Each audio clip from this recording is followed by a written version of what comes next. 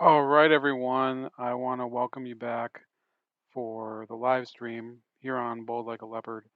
And there's two topics tonight, not exactly the best topics in terms of, um, you know, bright skies and shiny days.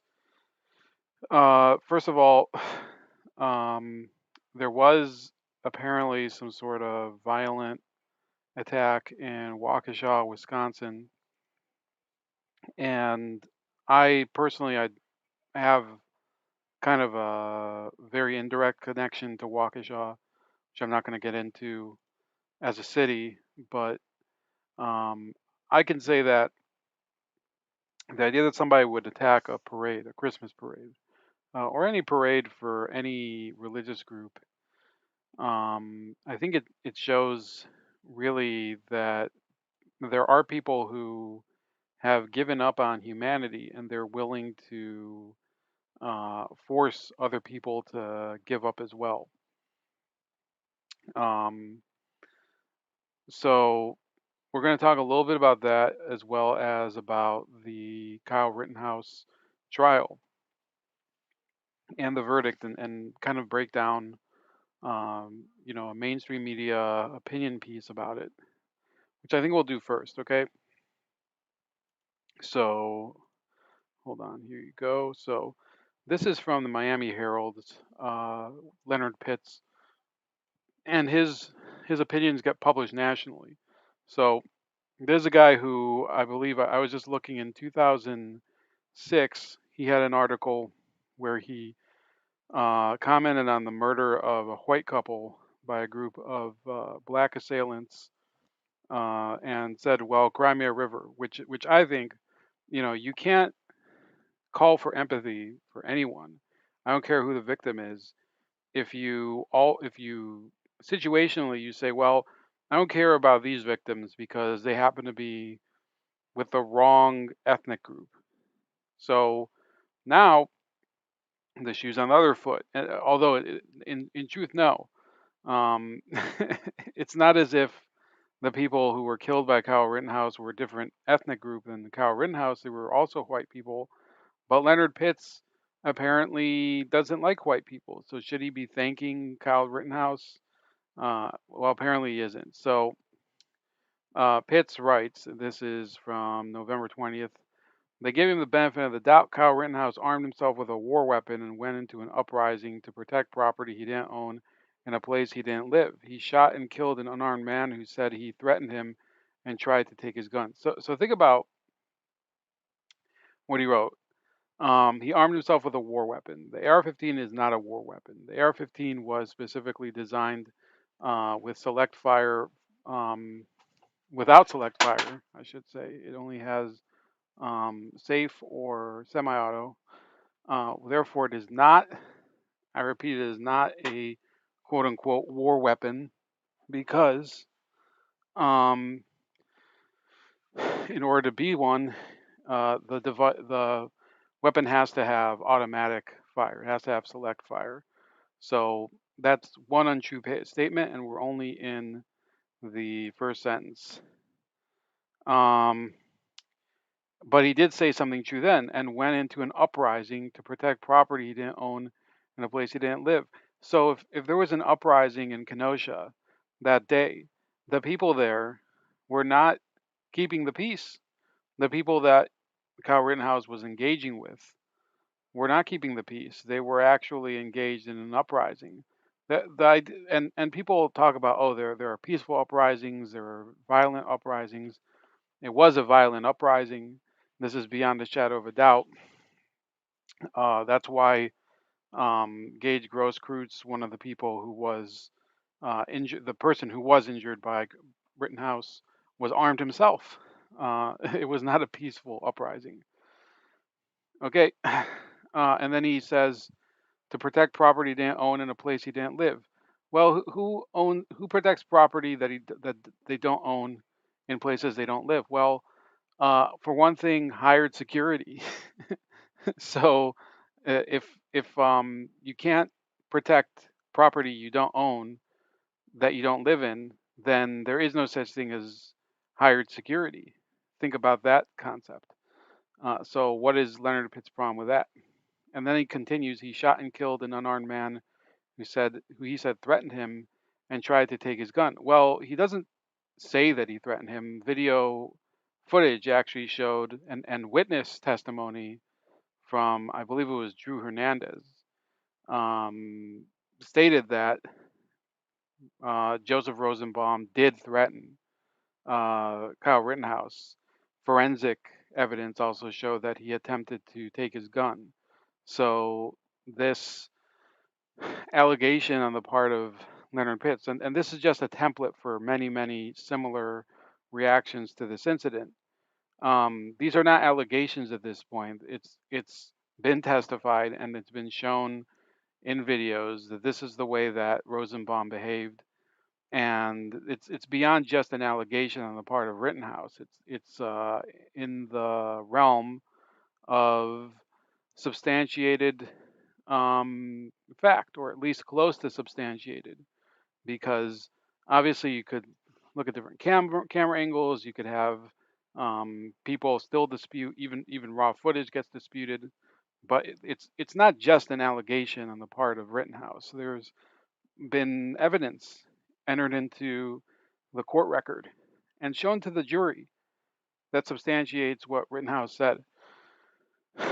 He shot and killed another man who, likely believing Rittenhouse, an active shooter, came after him with a skateboard, and Rittenhouse wounded a third man armed with a gun who testified that he too thought he was dealing with a shooter. So, what's the problem here? On Friday, Rittenhouse faced a jury in Kenosha, Wisconsin to learn his fate, having taken an AR-15 type rifle into the midst of last year's protests over the police shooting of an unarmed African American man and having killed two people. The white 18-year-old was acquitted on all charges. He collapsed from sheer relief. So, the comment there over the police shooting of an unarmed African American man, not true. Jacob Blake was armed at the time that he was shot by the police, and that's been admitted by no less than Jacob Blake. So Leonard Pitts, a columnist for the Miami Herald, is able to write this, and there's no, I don't know if you can sue due to an op-ed. This is, I believe, yeah, it's an opinion piece. So it might be that Kyle Rittenhouse is just going to take this one on the chin, but um, people should know that Leonard Pitts' opinions are being entertained by the Miami Herald, even though they're factually untrue. So then Pitts continues, who can blame him? Must be a wonderful thing to get the benefit of the doubt. Would have been nice if somebody had given that to Ahmaud Arbery or Tamir Rice, or God rest his soul, to Trayvon Martin. He should be a 26-year-old man who you never heard of. But 9 years ago, when he was 17, the same age as Rittenhouse last summer, he made the mistake of being black and crossing the path of a man named George Zimmerman, who decided on sight that he was up to no good, stalked him, and shot him to death. Also, an incorrect um, instance, right? So Zimmerman, this is something I mentioned the other day, and somebody in the chat, not in the chat, somebody commented, I think it was Shirley, that Zimmerman instigated the incident and that Trayvon Martin should be alive. I never said that Trayvon Martin shouldn't be alive. I never said that it was Zimmerman who was correct, that he was correct in his suspicion, but you do have to go and look back at the evidence that was revealed at trial. And this doesn't mean that Trayvon Martin deserved to die, but the evidence entered at trial showed, according to video and audio recordings, that while Zimmerman followed Trayvon Martin, it was Trayvon Martin who threw the first punch, who assaulted Zimmerman first. And maybe you could understand, I can understand certainly, being in Trayvon Martin's place and being followed by somebody in the middle of the night, that type of reaction. But it does not mean that Trayvon Martin was only a victim in this incident. It's a complicated situation. Certainly, we shouldn't praise Zimmerman's actions, but it's not a criminal offense to, after being assaulted by someone, after you follow them, to pull out a weapon and shoot them, right? And how could you prosecute something like that? Things like that, thankfully, don't happen every day, but they do happen. And you can't just put people behind bars for, things that, incidents where you do have a little bit of ambiguity as far as the justification for it. So then he continues, benefit of the doubt.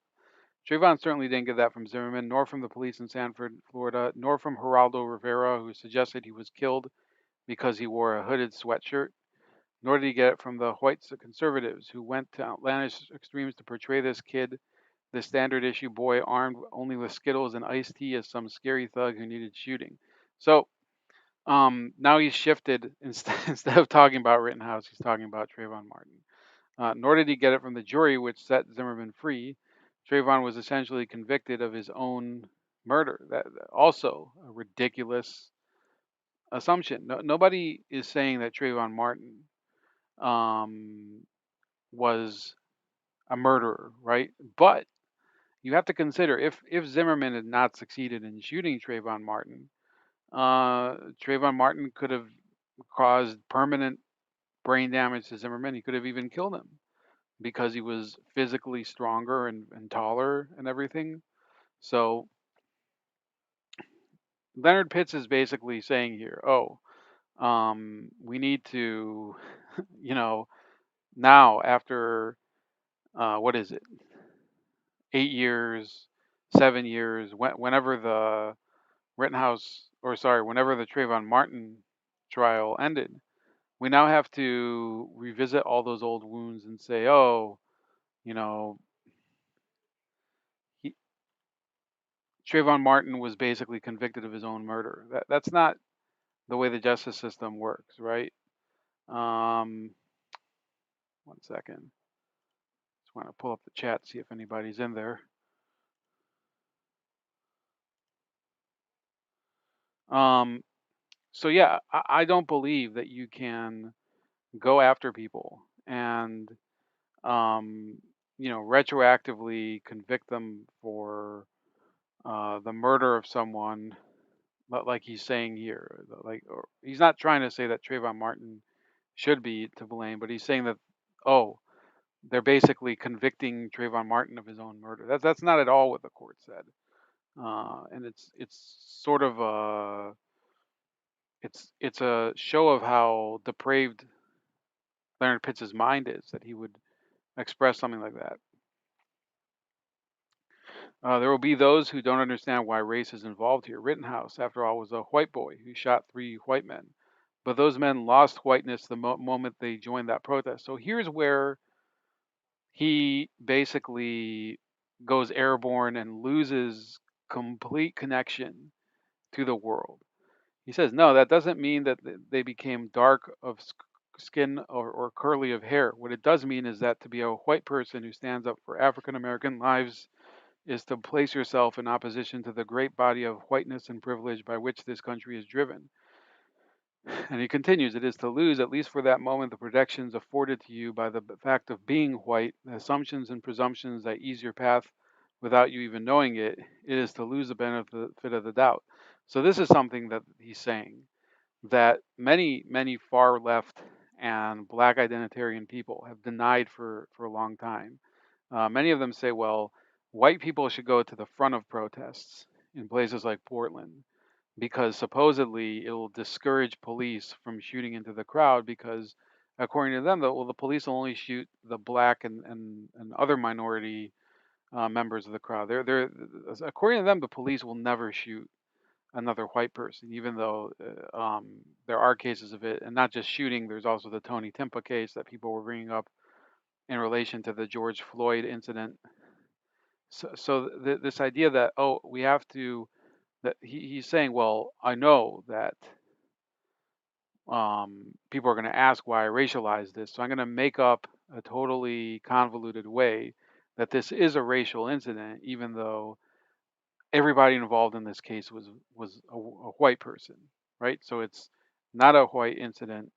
It's actually an incident of political unrest. Rittenhouse, on the other hand, was immersed in it. Judge Bruce Schroeder bent himself like Gumby to accommodate him, even ruling that the victims could not be referred to as victims. Well, there you go. This is another area where you have to look at the circumstances as they happened. And if you are acting and if you're claiming to act in self-defense, then the people you shot are not the victims. They are the assailants. An assailant and a victim cannot be the same person. Um, Now, if you have somebody who is wounded and taken to a hospital, they do become a gunshot victim, but that's not a matter of saying, oh, they're justified in their actions by virtue of the fact that they were wounded. And he continues, and while conservatives went out of their way to thugify Trayvon, they made a folk hero of Rittenhouse.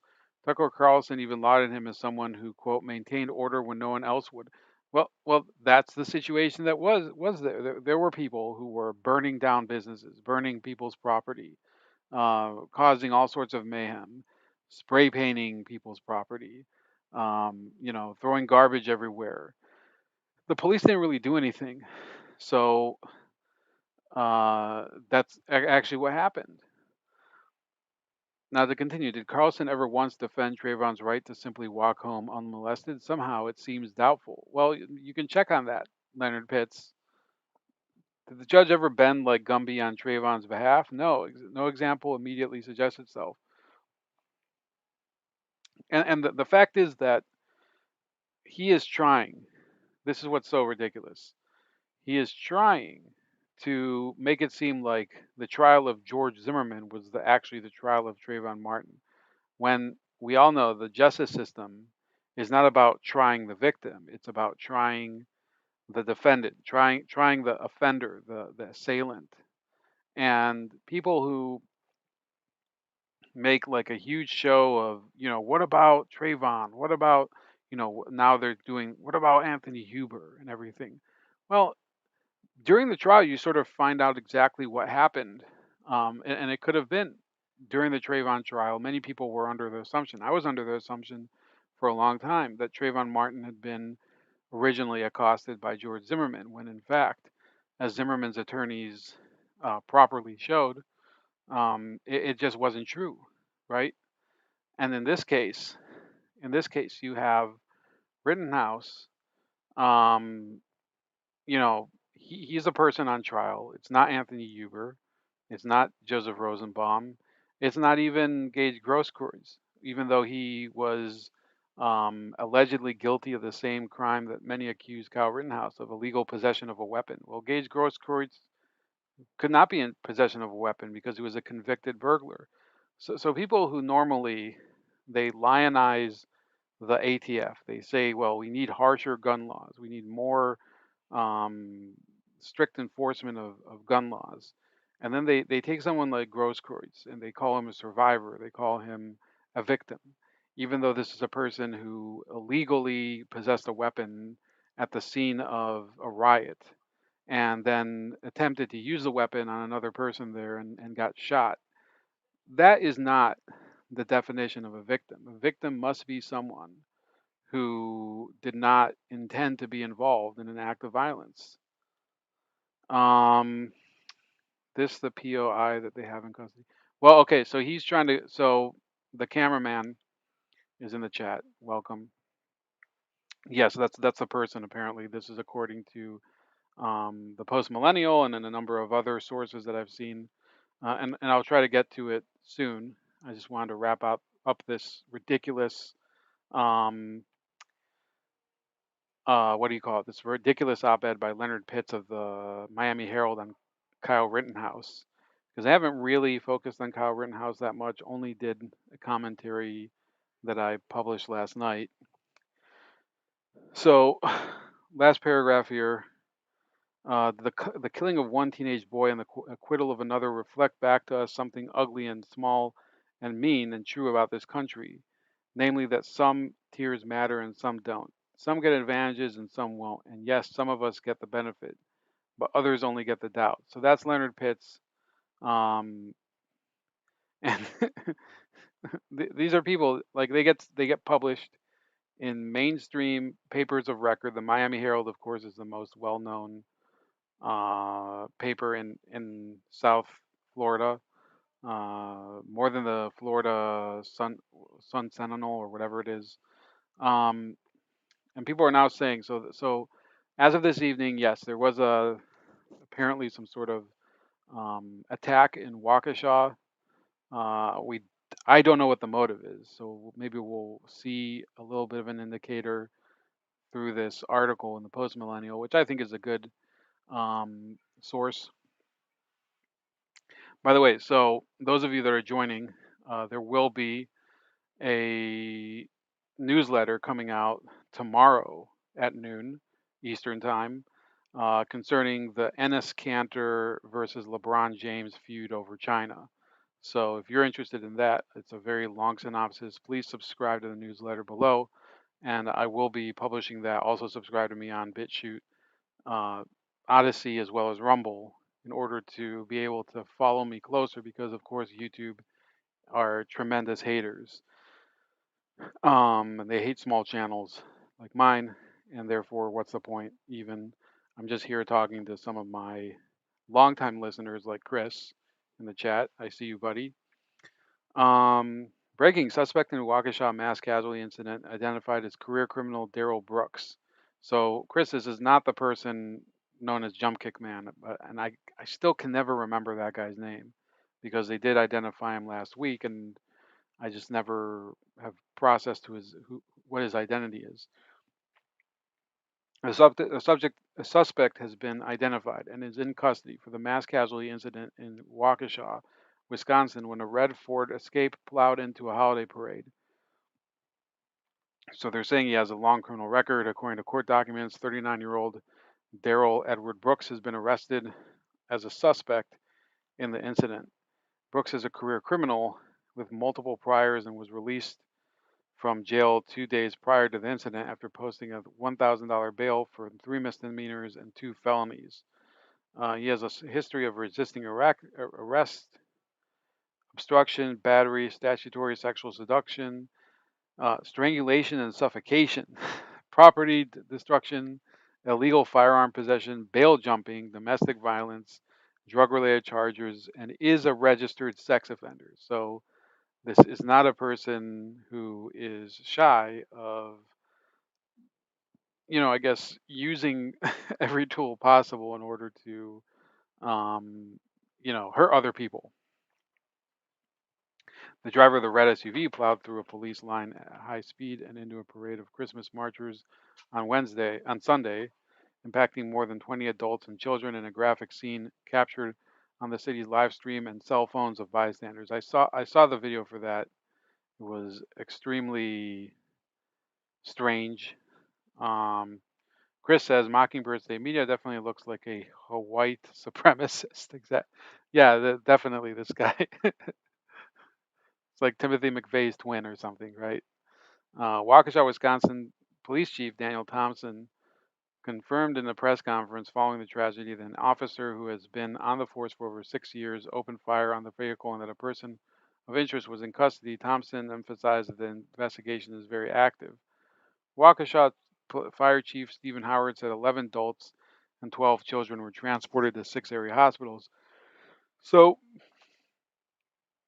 an alert that I had earlier actually said that there were fatalities. So, condolences if that is true. A live stream video from the city of Waukesha showed the red SUV speed past those marching in the parade with a cop running on foot shortly after. So yeah, I did see that. In fact, I think you might.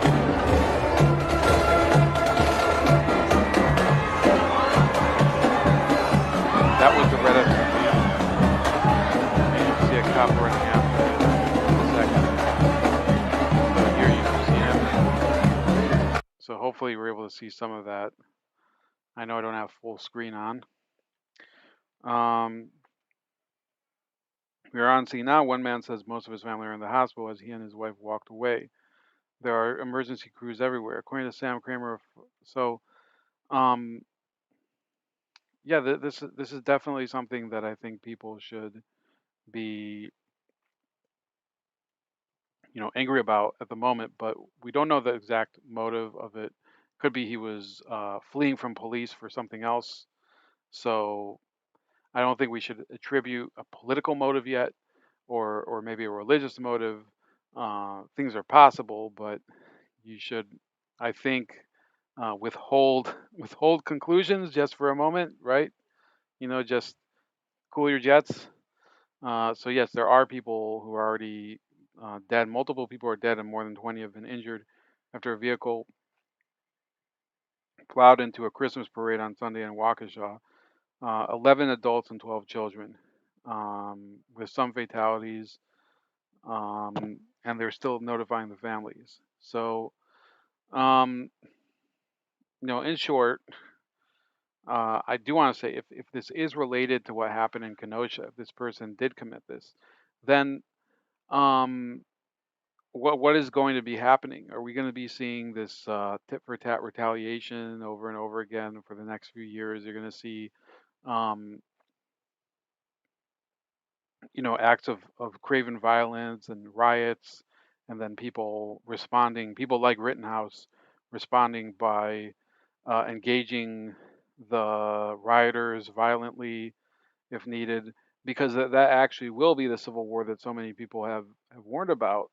So the people who are radicals, the people who are chanting "No justice, no peace," the people who are calling for defunding the police, the people who are calling for a new revolution, they ought to know that, things like that, they have unintended consequences. The people who supposedly are going to benefit from the revolution, the people who the revolution is on behalf, tend to suffer the most because they are, like, if you think about it, the poorest Americans, the ones who live in either high crime inner city areas or rural areas where there's much fewer resources, the more that you turn organized society and civilization against itself and have more conflict and more disruption, the harder it is for them because the resources can't get to them. Whether it's the market resources, whether, I'm a libertarian, but let's say for argument's sake, government resources such as health services and housing. So how can those things be provided in time of crisis and revolution? They can't be, because you have total upheaval, you have the total ending of all the existing social order, and people have to basically scrounge and survive.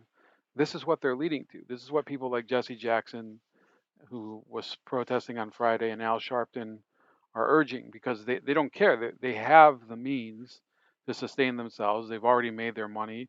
They've already gotten their fiefdoms, and they have cannon fodder in their ranks. They have plenty of losers, plenty of people who are angry and don't know where to turn to use in order to get their goals, whatever their goals might be. Their goals might just be profit, or their goals might also be, in some cases, to gain more power and political prestige. So I want to leave you with that tonight. Again, condolences, whether this is for just some sort of simple criminal motive or something more sinister. Condolences to the families of the people who lost, who were lost in Waukesha, and certainly we should wish for a speedy recovery for the people who were wounded. And have a great night. And I hope to be speaking to you again later this week. And please remember to subscribe to the newsletter. There is a new one coming out tomorrow. The link is in the description.